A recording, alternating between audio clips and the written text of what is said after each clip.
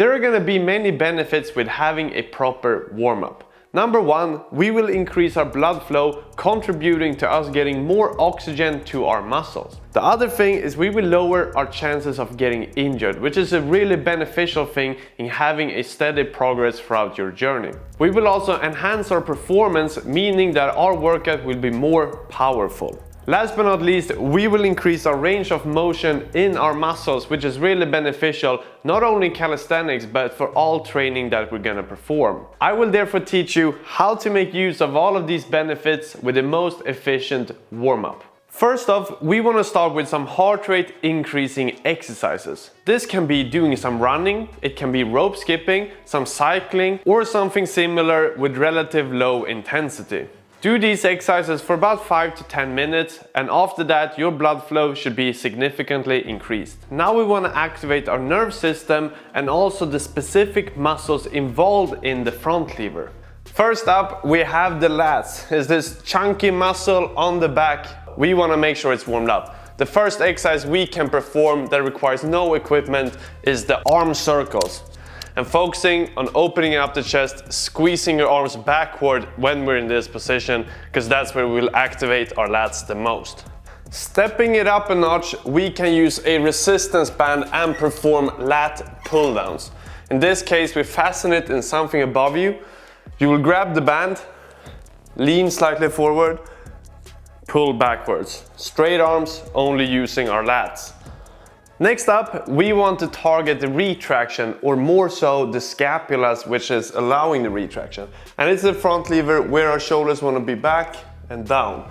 So scapulas are going to be activated, and we want to warm up this movement. As for the lat pull downs, we can fasten the band, but in this case, we're instead going to pull towards the chest, activating the retraction.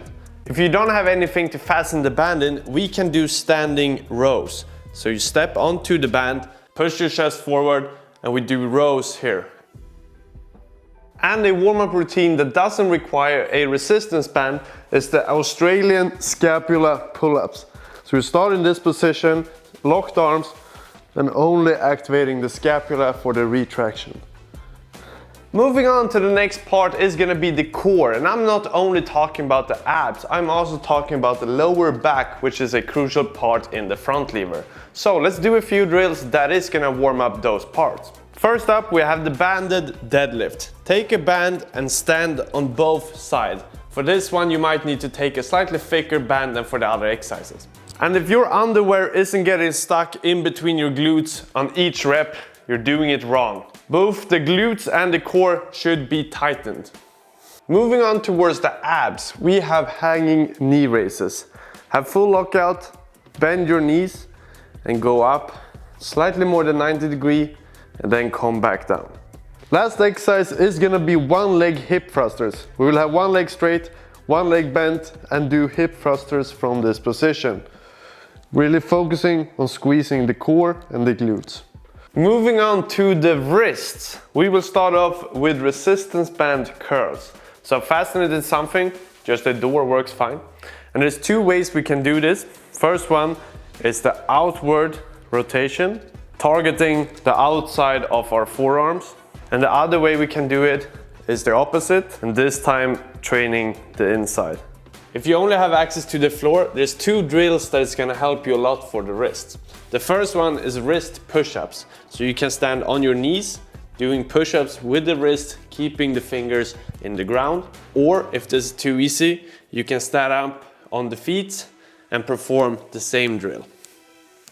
The other drill is finger walk-ups. So you will start in a push-up position, walk up on your fingers, and then come back down. Now we have activated the main muscles involved in the front lever, but let's do some dynamic stretching to unlock that full range of motion. Let's start off with the lats. We can either use a wall, a bench, or a parallel, just as long as we have something to put the hands on. We'll grab it, back off, have locked arms, and then we're gonna push our chest downwards and come back up. And what you wanna do is breathe out on the way down. Moving on to the scapula, we are gonna do dead hangs, focusing a lot on the breathing. When you breathe in, I want you to go slightly up, and then on the breathing out, I want you to sink in as deep as possible. Next up, we have the Cobra and Dog Pose. We will start on all four.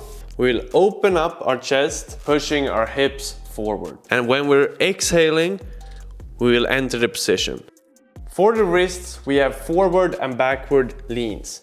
Pointing biceps forward, we will lean to the degree where we're feeling some light pressure but no pain, and then we'll come back. This dynamic stretch can also be done with a supinated grip, and in this case, we will then lean backwards. The things I just showed you was specifically towards front lever, but the principle applies for everything you do. So if you, for example, are gonna train front lever pull-ups, this means that your arms are gonna be more involved. In that case, you do everything the same as I just showed now, but add a few more specific drills towards the arms to warm them up as well.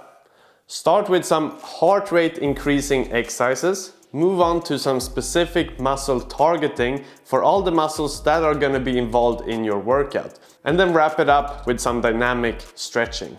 And remember, your body is always going to thank you for doing a proper warm-up. With that being said, hit the like, subscribe, and I will see you guys in the next one. Ciao, ciao!